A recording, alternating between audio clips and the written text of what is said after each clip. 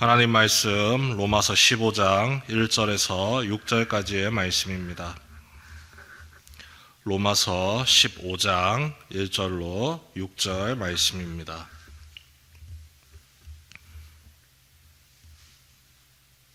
한 절씩 교독합니다. 믿음이 강한 우리는 마땅히 믿음이 약한 자의 약점을 담당하고 자기를 기쁘게 하지 아니할 것이라.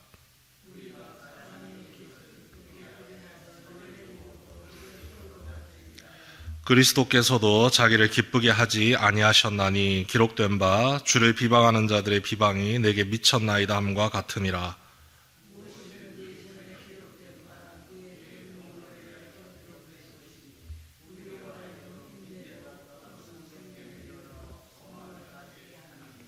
이제 인내와 위로의 하나님이 너희로 그리스도 예수를 본받아 서로 뜻이 같게 하여 주사 한 마음과 한 입으로 하나님 곧 우리 주 예수 그리스도의 아버지께 영광을 돌리게 하려 하노라. 아멘. 그리스도인의 신앙의 모습 그리고 일상을 살아가는 데 있어서 어떠한 모습으로 나아가야 할지를 바울이 알려주고 있습니다. 많은 설명이 나오지만 이 모든 것을 하나로 함축하면 사랑이라고 표현할 수가 있습니다. 그리고 우리를 향해서 이런 전제를 내리고 있죠. 1절 말씀입니다. 믿음이 강한 우리를 향해서 믿음이 강하다라고 이미 이야기를 하고 있는 것이죠. 정말로 내가 무슨 힘이 있고 특별한 능력이 있어서 믿음이 강하다라고 표현하는 게 아닙니다. 나와 함께 하시는 하나님 덕분에 우리의 믿음도 함께 강화가 되는 것이죠. 그 하나님을 우리가 일찍 믿었을 수도 있고 더 깊이 알아가고 있는 중일지도 모릅니다. 그러한 우리가 마땅히 믿음이 약한 자의 약점을 담당하고 함께 신앙생활을 하는 믿음의 동역자들 가운데서는 믿음의 수준을 논하는 것은 좀 이상한 생각이지만 누군가는 하나님께 더욱더 쉽고 가까이 하나님께 다가갈 수가 있고 어떤 이는 하나님께 감히 쉽게 다가가지 못하는 연약한 마음을 품을 수도 있습니다. 또 여러 가지 삶을 살아가면서 가지고 있는 자신에게 부족하고 연약한 약점들이 많이 있는 사람도 있습니다. 그들이 함께 그들과 신앙생활을 하고 일상을 살아가면서 우리가 보여야 할 태도는 너는 왜 나만큼 이렇게 하지 못하느냐 주장하는 자세가 아니라 예수님께서 죄인된 우리를 아무런 값없이 사랑해 주셨던 그 사랑의 모습으로 그 이웃의 아픔과 그 연약함, 부족함들을 감싸 안아 주어야 한다는 것이죠. 이 사랑으로 우리의 공동체, 믿음의 공동체를 분명하게 세워갈 수 있다라고 이야기를 하고 있습니다. 내가 먼저 이해를 하고 내가 먼저 사랑을 하고 내가 먼저 섬겨줘야 하는 것, 그것이 그리스도인의 사명입니다. 내가 그 모든 것들을 예수님으로부터 아낌없이 다 받아 누렸기 때문입니다. 그리고 이 신앙생활에 있어서 주의사항이 마지막 1절 마지막 부분에 나오죠. 자기를 기쁘게 하지 아니할 것이라. 세번역 성경에는 좀 더 직관적으로 표현되어 있습니다. 자기에게 좋을 대로만 해서는 안 됩니다. 기도를 함에 있어서도 찬양을 부름에 있어서도 예배를 드리고 일상을 살아감에 있어서도 내가 중심의 자리로 올라오는 게 아닙니다. 일단 모든 삶의 중심은 하나님께 두고 살아가야 하는 것이고 하나님께 중심을 내어드렸다고 해서 그 다음은 내 차례다 이렇게 나를 앞세우는 것이 아니라 여전히 나를 필요로 하는 나의 사랑의 대상이 되는 우리 믿음의 동역자들을 향해서 그들을 먼저 생각하고 그들을 향해서 사랑의 손길, 섬김의 손길을 내비쳐야 한다는 것이죠.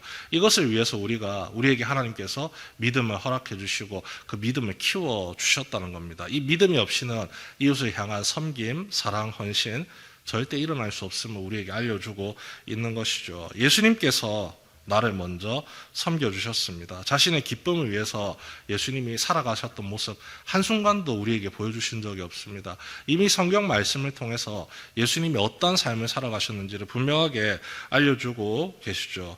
구원의 은혜가 필요한, 복음의 말씀이 필요한 모든 자들에게 먼저 다가가셔서 필요를 채워주셨습니다. 몸이 아프면 치료를 해주시고 마음이 아프면 말씀으로 위로를 해주시고 배가 고프면 필요한 음식을 주시고 항상 예수님께서 병을 고치실 때 마지막 말씀이 이것이었죠. 너의 죄가 사함을 얻었느니라.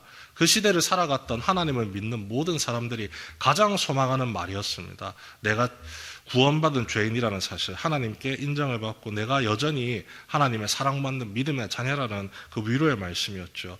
아무도 해주지 않는데 예수님께서 그것을 너무나도 자연스럽고 평안하게 전해주셨습니다. 그런데 이 모습을, 예수님의 사랑의 모습, 섬김의 모습 닮아가고 싶죠. 나도 그리스도인으로서 그 사랑을 드러내 보이겠습니다. 연약한 자들을 사랑으로 섬기고 위로하는 자가 되겠습니다. 그렇게 다가갈 때 한 가지 문제가 생깁니다. 오늘 말씀 3절에 이렇게 나와 있죠. 그리스도께서도 자기를 기쁘게 하지 아니하셨나니 기록된 바 주를 비방하는 자들의 비방이 내게 미쳤나이담과 같으니라. 이사야 66장 9절 말씀을 인용한 것인데요.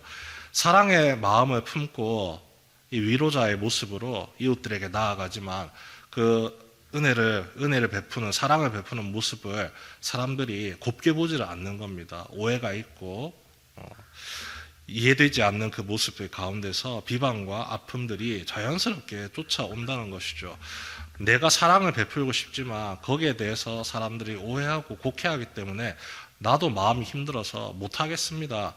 멈춰야 되는 것이 아닙니다. 예수님도 그 길을 경험했기 때문에 어느 정도까지 예수님을 닮아가야 하느냐, 그 아픔과 고통 속에서도 여전히 우리를 향해서 자신의 생명조차 아낌없이 내어주신 그 사랑의 모습을 닮아서 사랑과 섬김의 모습 끝까지 포기하지 않고 성도로서 그 모습을 지켜나가야 합니다라는 사실을 알려주고 있습니다.